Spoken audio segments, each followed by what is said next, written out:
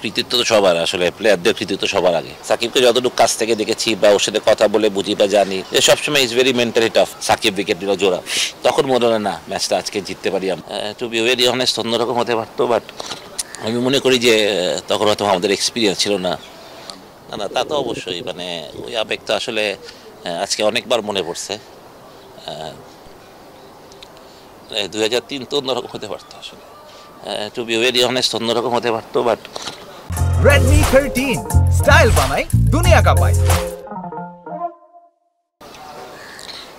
আমি মনে করি যে তখন হয়তো আমাদের এক্সপিরিয়েন্স ছিল না, ডিআরএস রুল ছিল না। একটা ইয়াং টিমের জন্য, ছোট দলের জন্য ডিআরএসটা যে কত ইম্পর্টেন্ট আজকে টেস্ট ম্যাচে বোঝা গেছে।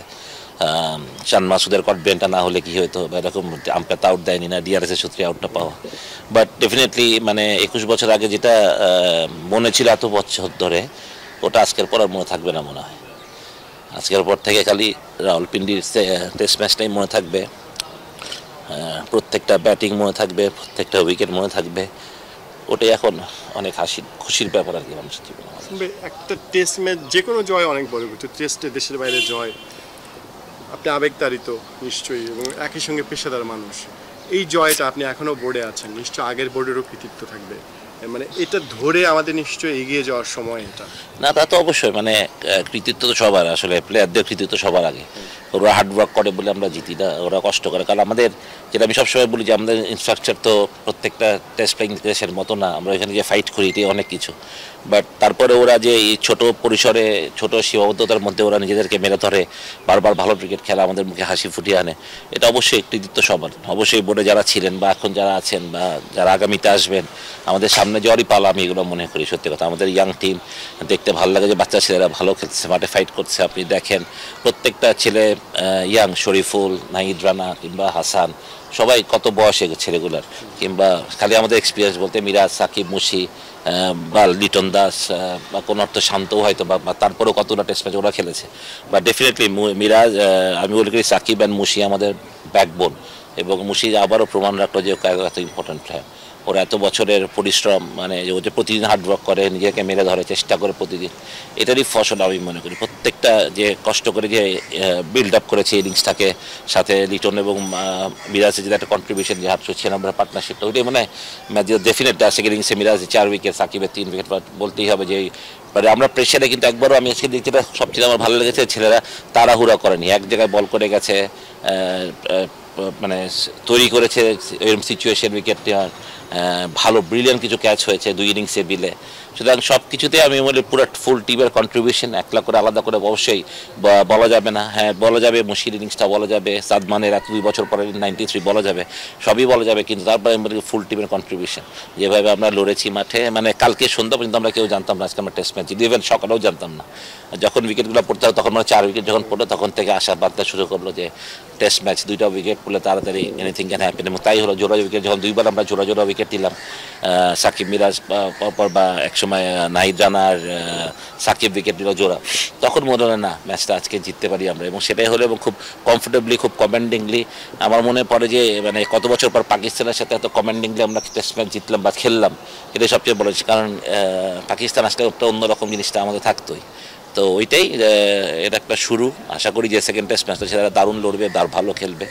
বাট আমাদের এই প্রসেসটা যাতে ঠিক থাকে, ছেলেরা যেভাবে মাঠে ফাইট করেছে সেটা যাতে আমাদের সামনের পাথে হয়ে থাকে। আমাদের ইয়াংস্টার যারা আজকের খেলাটা দেখলো, যারা ফিউচার বাংলাদেশে, তাদের জন্য একটা বড় ইন্সপায়ার ব্যাপার আছে মুশির এই ইনিংসটা। ডেফিনেটলি যে হার্ডওয়ার্ক করলে কোনো কিছুই বিফলে যায় না আসলে। সুজন ভাই, সাকিবের কথা বলতে হয়, মানুষ ক্রিকেট বলেন মেন্টাল গেম, যে প্রেশারের মধ্যে দিয়ে ছেলেটা যাচ্ছিল, ওকে বোধহয় মানে খালেদ মাহমুদ সুজন থেকে ভালো আর কেউ চেনে না। এই মানসিক চাপ জয়ের আপনি কি বলবেন একজন মানুষ, হিউম্যান বিইং হিসেবে একজন?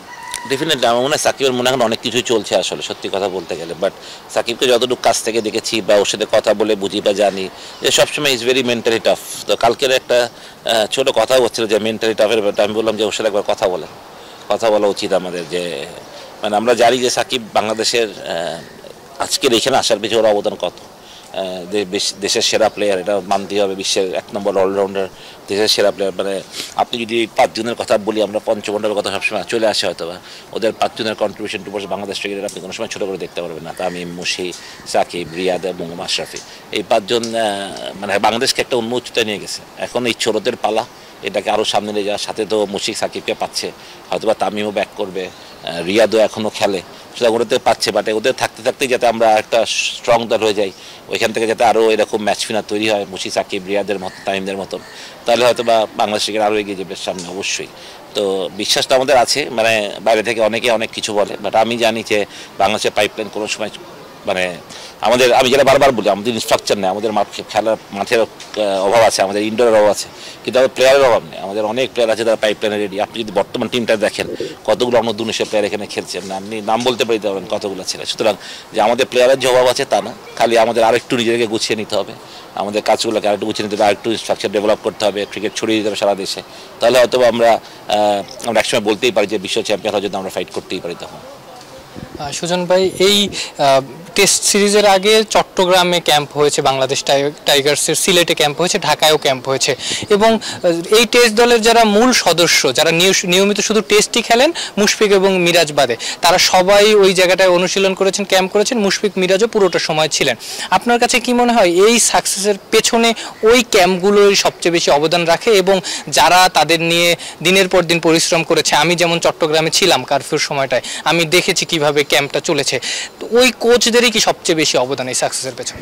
ডেফিনেটলি। মুশি আমাকে ফোন করেছিল যে শুন ভাই, আমরা তো যেহেতু T20 ওয়ার্ল্ড কাপ যাবে, আমরা টেস্ট প্লেয়াররা যেহেতু সামনে টেস্ট ম্যাচ আছে অনেকগুলো, আমরা কেন ক্যাম্প তো খুব ভালো আইডিয়া। আমি জালবের সাথে কথা বললাম, জালবে ওটা করতে চাই, আমরা একটা কোয়াইবিড অর্গানাইজড একটা ক্যাম্প ওদের জন্য আমাদের লোকাল কোচদের দিয়ে।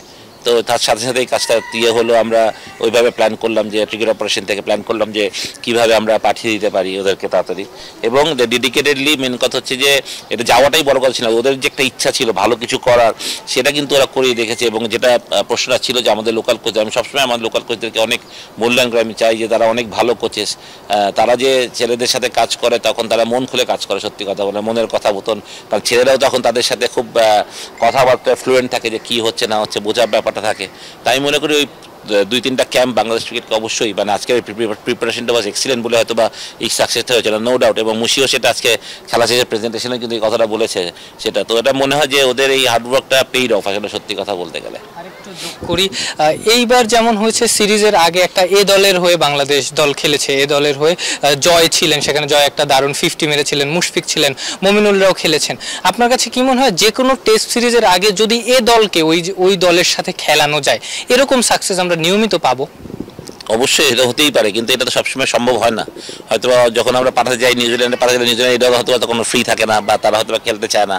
বাট হ্যাঁ, এরকম যদি হয় তাহলে একটা ভালো ট্রেনিং হয়। যেমন মুশির আগে চলে গিয়েছিল পাকিস্তান কান্ডিদের সাথে, আগে একটা প্র্যাকটিস ম্যাচ খেলার, মানে এই টিমের সাথে খেলা, মানে একটা সুযোগ পেয়েছে খেলার, সেটা দারুণভাবে কাজে লেগেছে। আর একটা জিনিস ছিল যে আমাদের অপারেশনের একটা ডিসিশন ছিল, যেহেতু এখানে দেশের অবস্থা তখন ভালো ছিল না, ট্রেনিংয়ের একটা ব্যাঘাত ঘটছিল, ফরেন কোচরা আসছিলেন না কাজ করতে, একদিনও মাঠে আসেননি তারা, তখন আমাদের প্ল্যানটা ছিল যে আমরা তাদেরকে পাকিস্তান আগিয়ে পাঠিয়ে দেয়। এটাও একটা ভালো কাজ হয়েছে আমি মনে করি, যে শিডিউল ডেট থেকে 4-5 দিন আগে তারা গিয়েছে, সেটাও একটা ভালো কাজে দিয়েছে আমি মনে করি।